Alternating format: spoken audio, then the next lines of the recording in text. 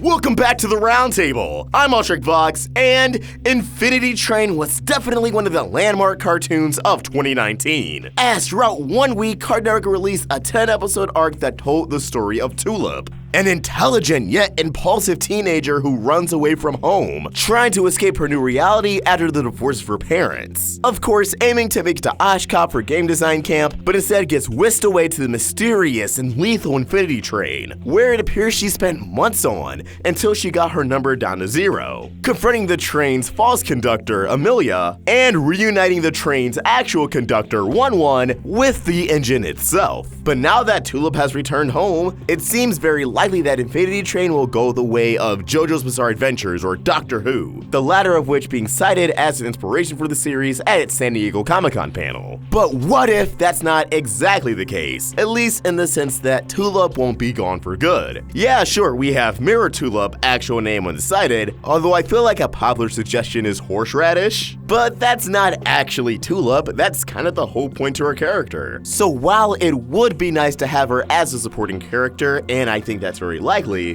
what if Tulip isn't done just yet? As Cartoon Network has began releasing Infinity Train shorts, train documentaries featuring Conductor One-One, going through and exploring various train cars, so far seemingly both old and new, as we get a look at the green car and a look at the tiny wizard car. And one of these seemingly give a huge clue to the future of the series, and we're here to break it down. Of course, spoiler warning, if you do not want to know anything about the future of Infinity Train, click off now. And with all that said, let's dive in. Alright, so what we want to focus on is the very first short, where Glad One explains that they're launching this train documentary series and hopes to help passengers during their short to indefinite stay on the train, reaffirming that the point of the train is to help you learn things about yourself and grow as a person, just through bizarre, deadly means. One-One kicks off this documentary series with the green car, where everything in the room is green in some way, shape, or form, including Ben Green, the great person, who isn't physically green aside from the stem on his head, and it briefly blows One-One's mind. Or, half of his mind? Just Glad One's mind, but is that a full mind? Like, okay, are these two separate minds? Because, you know, like, technically One-One is one conscious, just all the positive thoughts go out of, you know,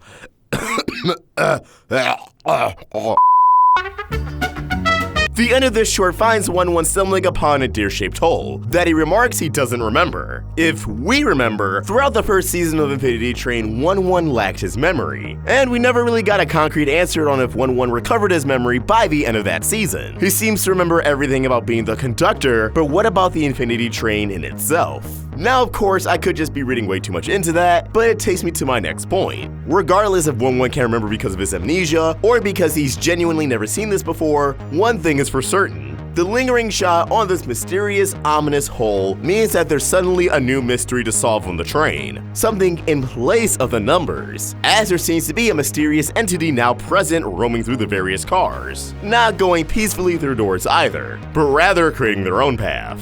Now, it is possible this is an overarching story relegated to just the shorts, and that by the final train documentary, we'll finally understand exactly what this thing was. But considering this plot thread was not continued in the tiny wizard car, I'm leaning more towards this being a season 2 hook, just a wink at the viewers that pretty much says, yeah, we're not done here yet. But if there's one thing we know about the Infinity Train and its inhabitants, is that everything appears to be technology. Even Atticus, who was briefly transformed into a cock doggy, seems to innately be a program of some sort. So if you want to view the entire Infinity Train as technology, and there's something going wrong with that technology, of course, One-One would need help. Who does he know with hands-on experience with such things? And is a lean, mean coding machine, but not actually a machine, just an organic being? Well, of course, our beloved onion-eating figure, Tulip Olsen. Perhaps what's going on with this mysterious entity can rope Tulip back into the Infinity Train. After all, considering One-One was the conductor and was able to reforge another gateway for Tulip to return home, after Amelia sent Tulip's initial path home way down the train, perhaps this means that One-One would be able to summon Tulip back to the train whenever he desires. Of course, he wouldn't just rope back in Tulip for the hell of it, or because he's bored and wanted to see her again, but now if the Infinity Train is in actual danger, presenting a potential threat threat to both One-One and Amelia, perhaps both of them would want to consult the person who was definitely the strongest passenger on the train thus far. Maybe not physically, but in terms of ambition and moral strength, I assume Tulip would definitely be the most notable passenger to ever stumble upon the train, sacrificing her initial way home to save Atticus. So Tulip could be resummoned to this train and decide to willingly stay, being able to leave whenever she wants, allowing her to reunite with One-One and Atticus, and maybe even Amelia, to solve one more mystery on the Infinity Train. Something that will once again push her coding skills to the test, explore even more bizarre train cars, maybe having to confront a new problem with herself, or if we want to incorporate the new passenger each season theory, maybe she'll run into and team up with a brand new passenger, helping them solve their problems and create a path for them to go home. At the end of the day, Tulip was a very beloved character, and actually she's featured in Cartoon Network's brand new sign-off, which began airing on TV after the initial run of Infinity Train's first season. So it is possible they wanted to keep her around, either because she is just such a good and enjoyable protagonist, or maybe higher-ups went, you gotta keep the redhead. It's a branding thing. But what do I know? I'm just a YouTube personality. But as always, these are just my thoughts, and I want to hear yours. What do you think? Could Tulip return to the Infinity Train?